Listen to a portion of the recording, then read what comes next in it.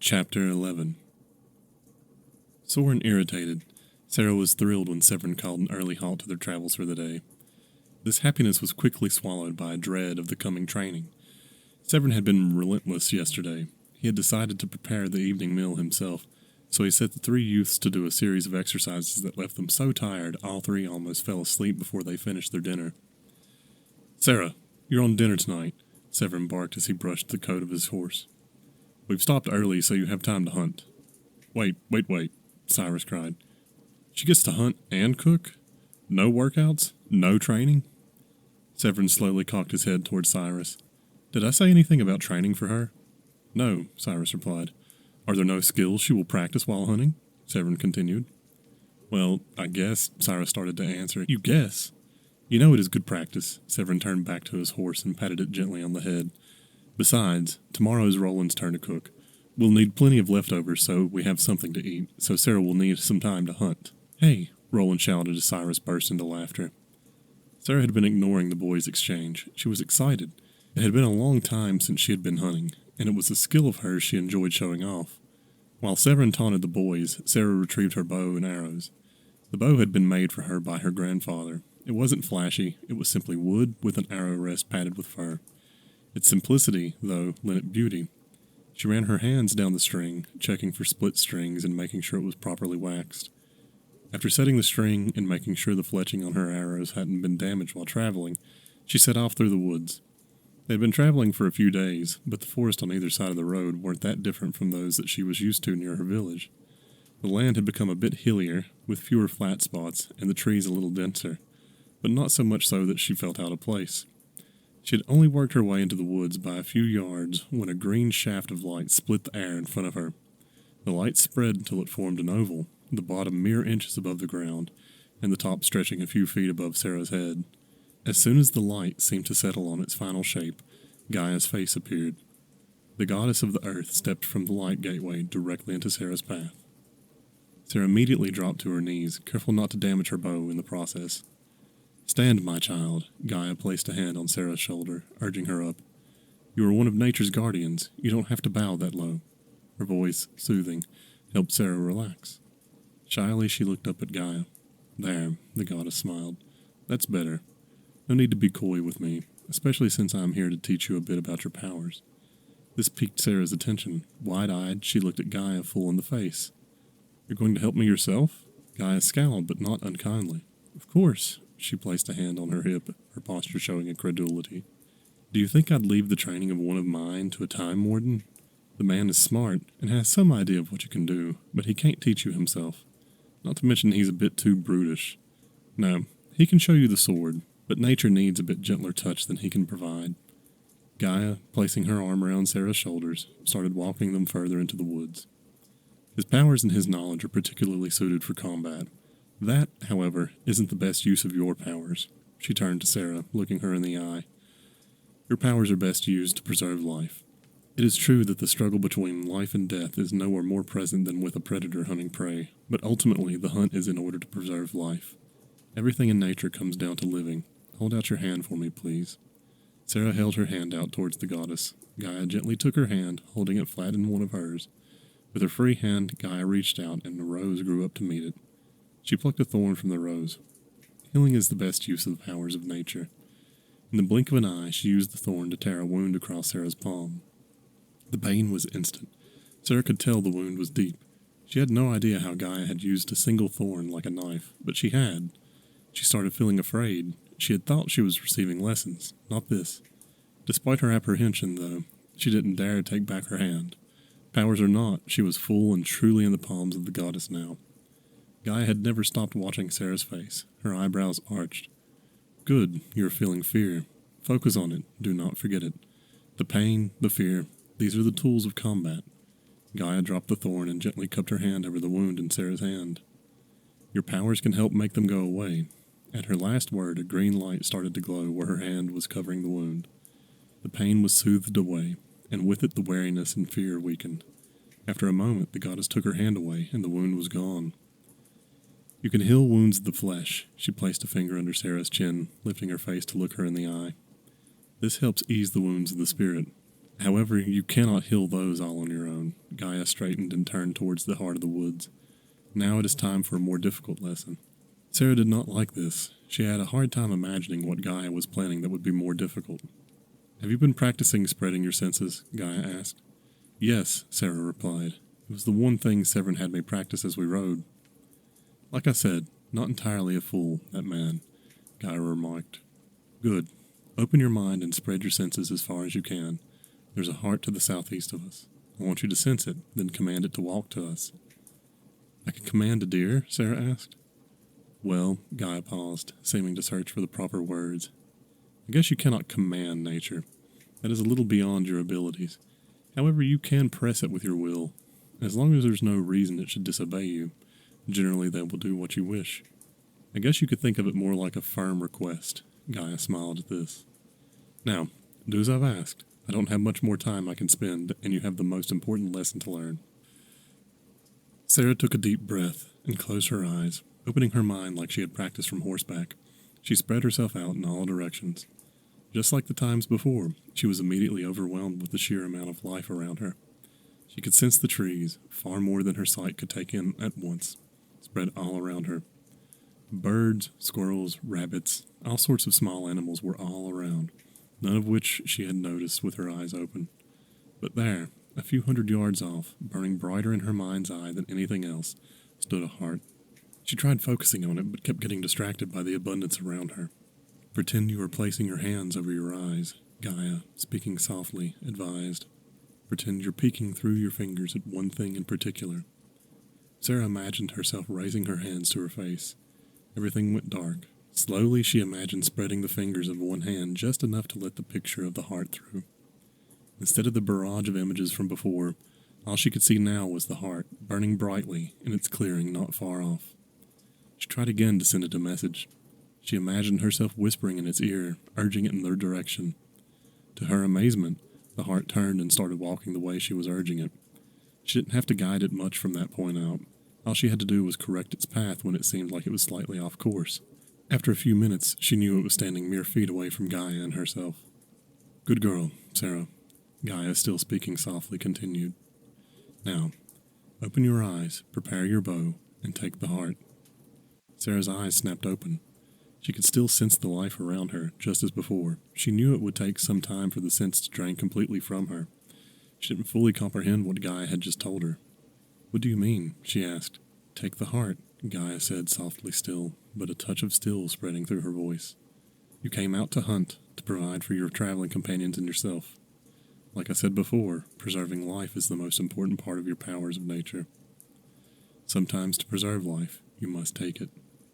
Sarah had hunted deer before. She had always enjoyed hunting, stalking game, waiting patiently for the best shot, then claiming her prize. All of these things had brought her pride and pleasure in the past. Something was different this time, though. She could still feel the heart's life. She felt connected to it intimately. She was still standing there, processing it all when Gaia spoke again.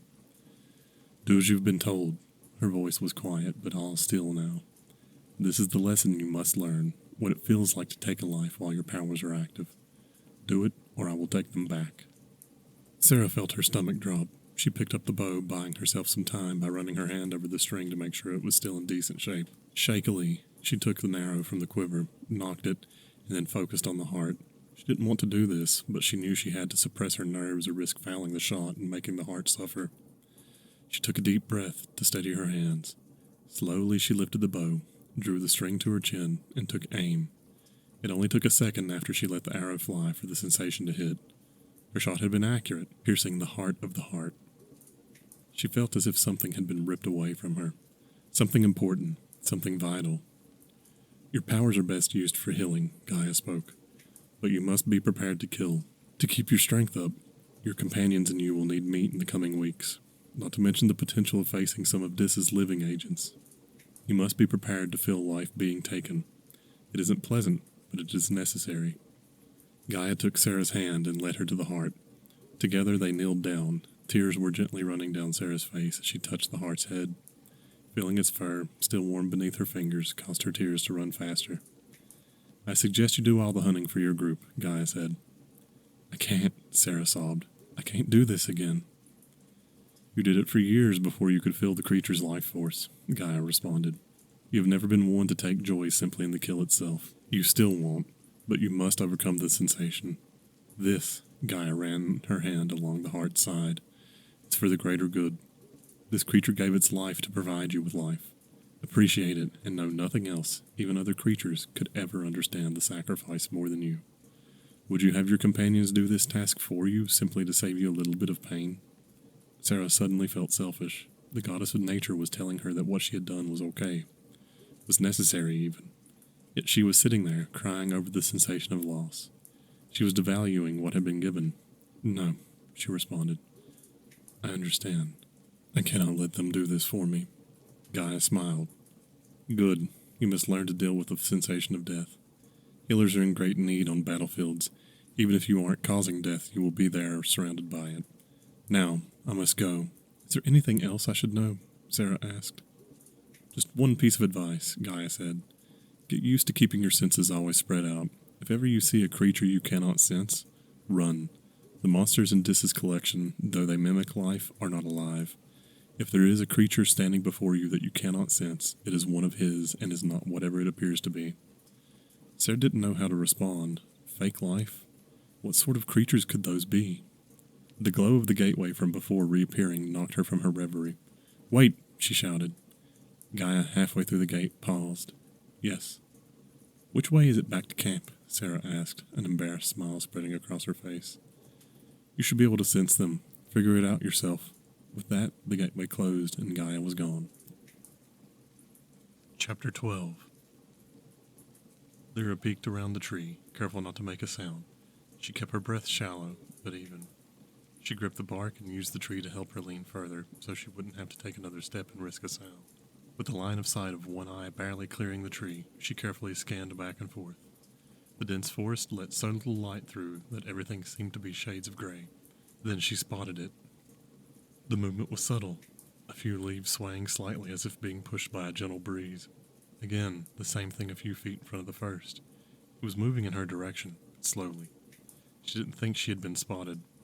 Carefully, she pulled herself back behind the cover of the tree, making sure her movements were slow enough to not be noticeable. She started feeling for handholds low enough that she could lift herself to the lowest branches of the tree. Her fingers probed as high as she felt she could pull herself up. A smile spread across her face when she felt a knot rising from the surface of the trunk. With both hands firmly gripping the protruding knot, she started lifting herself. She had to fight to keep from making any noises of strain or distress. The amount of effort it took to raise herself wouldn't have been much, save for the need to stay silent. But stay silent she did. After a minute or two that felt like hours, she had pulled herself up high enough to be able to grasp a full branch. But she would have to be quick. She no longer knew exactly where the wolf had gone, but she felt she would have a few more minutes before it could find her. She let go of the knot with one hand and, risking some noise, grasped the branch. Once her fingers were firmly around the base of the branch, she felt some of the stress leave her shoulders. She would be all right now. Once she'd climbed all the way onto the branch, she started scanning the woods again, waiting, watching for the sign that the wolf was drawing closer. It would eventually figure out where she was. It always did. This time, though, she wanted it to come to her. She was ready. A bush just a few feet off to her right started to rattle. Lyra held her breath as she watched the wolf emerge, as if the bush had decided to give birth to a horror. The wolf, fur-ragged, demon-possessed, was smelling the air. With its snout pointed in the direction of her tree, it paused. The wolf lowered its face to the ground and started following Lyra's trail. Lyra felt her waist and quietly undid the latch holding her knife in place. She slipped it from its sheath and held it at the ready. Watching, counting its steps, hoping it didn't look up into the tree, she needed it to walk underneath her. Fortunately for her, it did. Lyra readied herself, then dropped. The wolf only had time to let out one startled yelp as Lyra crashed down onto its back. Before it could even respond, she had started stabbing its neck. Over and over, she thrust the knife in. She let out all the rage that she had built up while being stalked by the creature for her last several days, and failing to outmaneuver it. She had finally won. "Bravo, dear," she heard Dis's deep voice boom behind her. He was applauding with genuine enthusiasm. "Bravo! You learned so fast. I was sure it would take an entire week before you would be able to simply hide from it for a full day, much less gain the upper hand." His words didn't register to her as she continued pouring her rage into the creature. Dis stepped closer to Lyra, placing a hand on her shoulder. Dear, that's enough. I assure you that more than 2 or 3 thrusts is simply a waste of energy. Lyra had continued stabbing as Dis approached, but his touch and his words broke her out of her trance. She let out a breath and let her arm fall slack. She was exhausted, utterly exhausted. Each day for the last week, the wolf had appeared at dawn, given her an hour's head start, then chased it until it either caught or cornered her. Each time it caught her, it would give her a bite, or as Dis called it, a handicap for the next day's training. Sure, Dis would heal each wound after a day had passed, but Lyra quickly learned that if she was spotted, she should simply climb a tree and wait till dusk. Unfortunately, if she hid, she had to march to catch up to Dis's campsite, which would miraculously be a few miles ahead of where she had been caught. She never saw him past the point where she was trapped, but inevitably if she simply walked a straight line further down the road, she would find him. She had never had to backtrack. I suppose you've earned a bit of a reward, Dis said, that sly but scary smile spreading across his face. This perked Lyra up. There had been no talk of rewards for success. He had just told her that she needed to be ready for the coming battles, so her training was inevitable. What sort of reward? She asked, caution in her voice. The best kind. He leaned close to her, holding up his hand. Power. As the bass of his voice vibrated through her, a small ball appeared floating above Dis's hand. It was only the size of a small marble, but its color was what caught her eye. It was dark, darker than any black she had ever seen. So dark it seemed to pulse shadows. What is it? Lyra asked, her voice quieted, eyes locked on the orb. A small measure of my power. Dis raised the ball so Lyra was looking at him in the face. I cannot give you too much. It has its drawbacks, but I can give you this much with minimal risk, and with it the shadows will become your friend. His tone shifted. Gone were the alluring tones, the promises of fulfillment. Instead, it was now laced with authority, a father speaking to his child. My power comes with a taint. The more you use it, the more it warps your mind. It starts calling for you. It begs you to use it, and use it constantly. His eyes refocused on the orb. His voice grew quieter. My powers ultimately are destruction and chaos. They call their user to cause both, and they cause both in their user. Suddenly he snapped, his hand closed. The orb vanished. He lifted a hand and cupped Lyra's chin. Listen to me closely, my dearest. Taking on the tone of love, he continued. This isn't something to accept lightly. I'm only willing to give you a little, but even a little will wear away at your conscience. You must learn to use it and fight its call. Use it because you want to or you need to, not because it wants you to. Don't use it when the situation doesn't warrant it. So it causes madness? Lyra asked, her tone casual. In a sense, yes. Then why aren't you insane? Dis smiled, a warm smile. Lyra, I am. My powers were suppressed for 2,000 years, so I had some time to learn to fight it, but it certainly has had its effect. I'm not too proud to admit I get a bit moody, nor too modest to say I'm not a bit stronger than the average person, even without these powers. Then there's the side effects of being a tree for so long, among other things. His smile dropped a bit as he looked at Lyra's face. A bit moody. Sometimes, at the dark look Dis shot her, Lyra decided some light mockery was a bad idea. Sometimes he could take a joke, others they didn't land well. The choice is yours. Are you willing to sacrifice some peace of mind, some soundness of mind, for power? Dis asked, his voice devoid of emotion. Lyra looked at her father in the eyes. She squared her shoulders, stood tall, and firmly replied, Yes. Good. Dis held out his hand. The orb reappeared. Then take it. Lyra reached out, her nerves starting to flare up.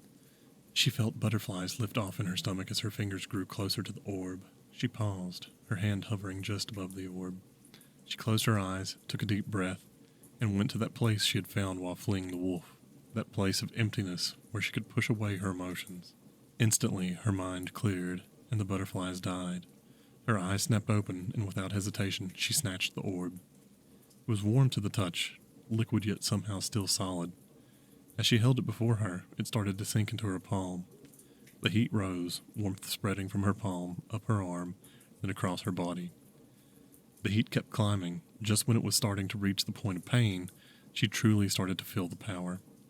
The pain was wiped from her mind. In its place was a void. The void was warm, comforting, as if nothing else mattered. A mild euphoria spread through her body. Her eyelids felt heavy, hard to fully open. As she looked around, she noticed all the different shadows. She noticed the layers they cast in the forest. Some were thin, as if nothing more than from a passing mist. Others were so thick she was sure they could swallow a torch and not even register a flicker of its light. In the grips of the euphoria, she walked over to one of the trees, wanting a closer look at this deep black pool falling from its trunk. She bent down to examine it closely. She knew it was just shadow, but it almost looked as if she could touch it. Tentatively, she reached out towards it, wanting to see if she actually could, something inside her urging her on. As her hand crossed the threshold of the shadow, it was swallowed. Where the shadow started, her arm disappeared into it. The sight was unsettling, but she felt no pain. She wasn't worried. The sight did, however, blunt the wave of euphoria she had been riding on. "Go ahead, step inside," Dis urged her. "This is the gift you have been given. You can climb inside the shadows. You can become the shadows." Lyra's mind was starting to clear, the desire for caution slowly taking its place back in her mind. So, before the recklessness from her transformation fully cleared, she decided to go ahead and dive into the shadow. As she moved in, at first nothing seemed to have changed. She felt as if she were wrapped in a light blanket, but nothing more. She turned to look back at Dis and was stunned at the sight waiting for her. She could see everything outside of the shadow as if it were bathed in light. All the other shadows seemed to have completely disappeared. While you're in the realm of the shade, nothing can hide from you in the shade. Dis's smile infected his voice. "I and my kind will be able to see you, but nothing else can, and you will never need to hide from us. The others can shine the brightest light on you that they can find, but all it will do is make the shadow deeper." Lyra couldn't help herself. She had to laugh.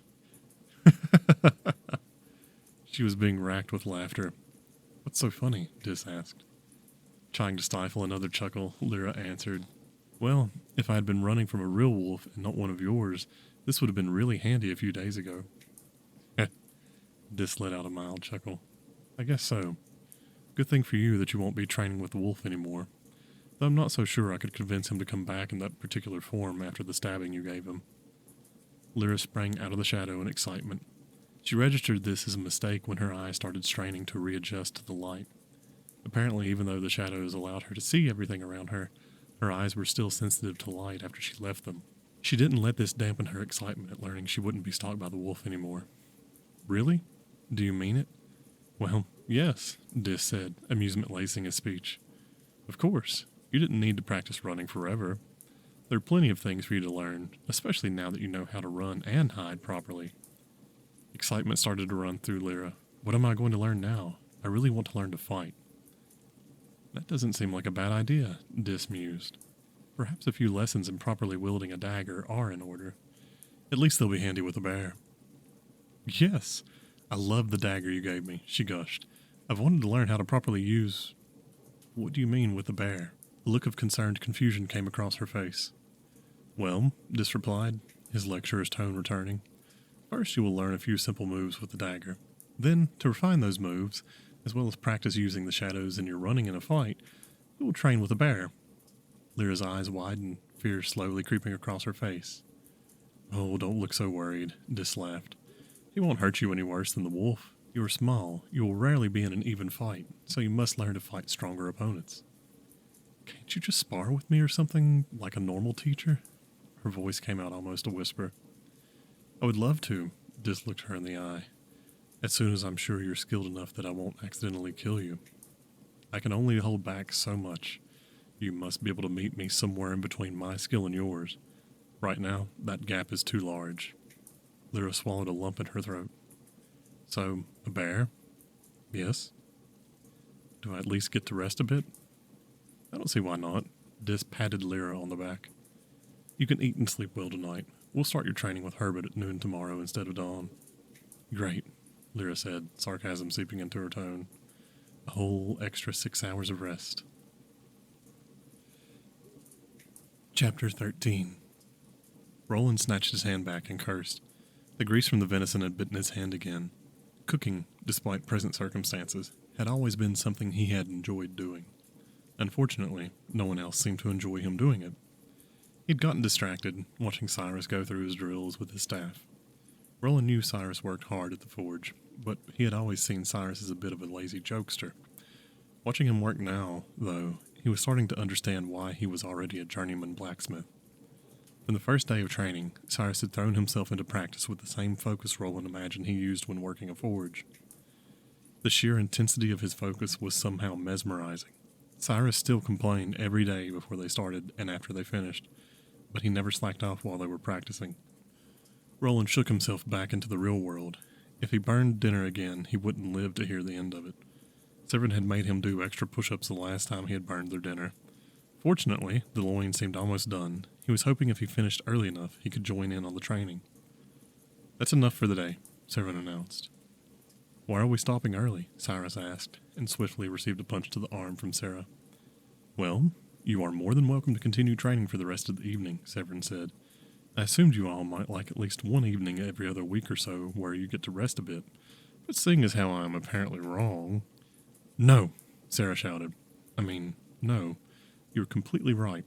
A little rest will be nice." She smiled at Severin, then quickly shot Cyrus a scowl. Cyrus knew well enough not to add his own thoughts to the conversation. "All right, let's see what the royal chef has made for us tonight." Cyrus mockingly aimed at Roland. Roland half smiled and took a mock bow. The group gathered around the fire while Roland started handing out portions of the meal. The three youths were tired. They had been working hard, physically through training and mentally trying to stay somewhat positive about their situation. Roland had a question that had slowly been forming since the day they had left Headshelm. There never seemed to be an appropriate moment to ask, so he had bitten his tongue. Riding horses for hours on end was turning into a task all of its own, much less with the weapons training every evening afterwards. He had been waiting for a pause like this. After giving everyone a bit of time to eat in peace, Roland decided he should simply ask. "Severin," Roland started. "Yes?" Severin glanced at Roland as he took another bite of their dinner. "What exactly have we gotten ourselves into?" Roland asked. One of Severin's eyebrows lifted at the question, so Roland jumped back in quickly. "I understand the Dark One is free now, and this whole divine battle, but where are we in all of this?" Roland waved his hands in front of himself. "I just don't understand. Why involve us?" Severin chewed a little more slowly, pondering the question. The condescension in his expression had vanished, replaced with thoughtfulness. "Do you want the truth?" Severin asked. "This question goes for all of you. Do you want the absolute truth?" He slowly looked around the circle at the faces of the youths he had known since their births, the feeling settling in the pit of his stomach that he couldn't afford to think of them purely as children anymore, the realization killing his appetite. One by one, they each nodded yes. Severin took a deep breath, then let out a sigh. "Why is it my burden to keep telling you nothing but bad news? You weren't supposed to be adults yet." He spat. "The truth is, we are all probably going to die." A shocked silence settled over the group. Then all at once the youth started to burst out with questions and comments. Severin shot his hand in the air, and silence came back immediately. The gods, he spoke the word with a sneer, seemed to enjoy picking heroes for their stories. Had Dis burst free and decided to immediately head in another direction, they would probably have simply picked the first humans that happened to come across him. As far as I can tell, they pick their heroes for theatricality more than practicality. "You mean," Cyrus paused, shocked by the revelation, "we're nothing more than coincidence?" "I believe so," Severin said. "I'm sorry, the gods are not as they paint themselves in the myths. They are powerful, yes, but I've seen with my own eyes one of their kind have his chosen forces defeated in battle, then do little more than shrug. They'll probably have someone make a song about us, but that's hardly worth dying for." Bracing himself, Roland asked, "If that is true, then why were you going to let Lyra be sacrificed?" "I don't pretend to know how they do what they do," Severin replied calmly. "However, if they feared Dis enough to bind him away and claim that sacrifice was needed to keep him locked up, how could I argue? I've seen enough to know they aren't everything they claim to be. That doesn't mean none of the stories are true, nor does it mean I understand the difference between their powers and the powers they grant to their servants. I got caught up in one of their plays during the Veracrust Wars. They like things to be flashy." Irritation started seeping into Severin's words. He started gesturing with each sentence, his fingers tensing into fists. When one group of men fights another, a few people die. But at the end of the day, it is a sword versus sword. Both sides fight, but as soon as it is clear who the winner is, the death stops shortly after. When the gods get involved, and both sides start being able to fling lightning, crack the earth, move silently through the air, everything changes. Suddenly, a few powerful people can start killing massive amounts on either side. His voice was climbing in volume, each word becoming more powerful than the last. It no longer becomes a simple numbers game. One person of power can turn the tide of a losing battle. In the end, neither side gives up until the other is completely eradicated. But even that pales in comparison to the level of destruction any one of the gods can do on their own.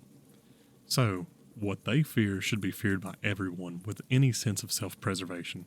Severin paused, breathing heavily. Besides, even if I had done as I wished and ran away with Lyra, they would have eventually found me. I'm not allowed to disobey.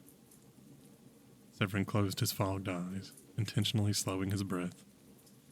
The youth sat in silence, waiting out of respect for Severin to signal to them that it was okay to start talking again. After a few moments, he opened his eyes, his expression showing his return to the present. The gods didn't care about what they put us through in their battle then. They will hardly care for the four of us now. Is there no hope? Sarah asked. Severin looked her in the eye. He knew he should press the point home. He shouldn't lie to them, but he couldn't help himself. He loved them. No matter how harsh he had been with them, it was always to make them stronger individuals. He couldn't bring himself to crush out every ounce of hope. He reached over to Sarah and placed a hand on her shoulder. He pulled her to his side and pulled her into a half-hug. There was always some hope. I survived my last encounter with the gods. He kissed the top of her head. But mark my words, I was in a war. I was one of many. I believe what we are doing now is far more dangerous than anything I was ever involved in before. And all we are doing at the moment is walking to Drakenfell. Severin stood up, stretched, and started to move away from the fire. Whatever else they have planned for us, you must be prepared. I can show you how to defend yourself, and I'm trying to. The powers you have you must practice with. Try to understand. They may very well save our lives. At the end of the day, though, determination will be what saves you. He looked at Cyrus and nodded. I'm going to take a bit of a walk. I want some time alone, and I'm sure you all would like to talk about this amongst yourselves for a bit. He stretched, cracking the bones in his back. I'll scout out the trail ahead of us a little ways.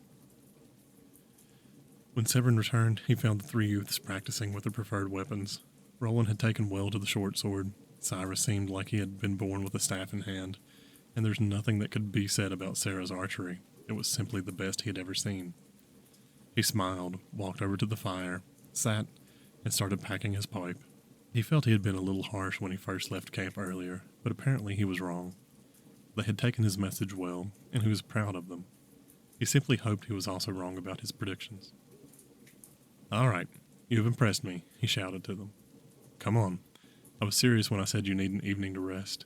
He lit his pipe and started taking a few slow puffs while his companions all took a seat. Enjoy the evening, relax, and take in the view, Severin said between puffs. It seems we enter the Nachtwald in the next day or two. Which is? Cyrus asked. It is a dense, dark forest that plays home to many fairy tales, Severin replied. The type of fairy tales that are happy and sunny, or the ones where children get eaten by giant horrible monsters? Cyrus asked. Horrible monsters, Severin replied. Don't worry, we won't be in it very long, and the worst things we'll have to face is maybe a bear or a mountain lion. Oh, is that all? Cyrus responded.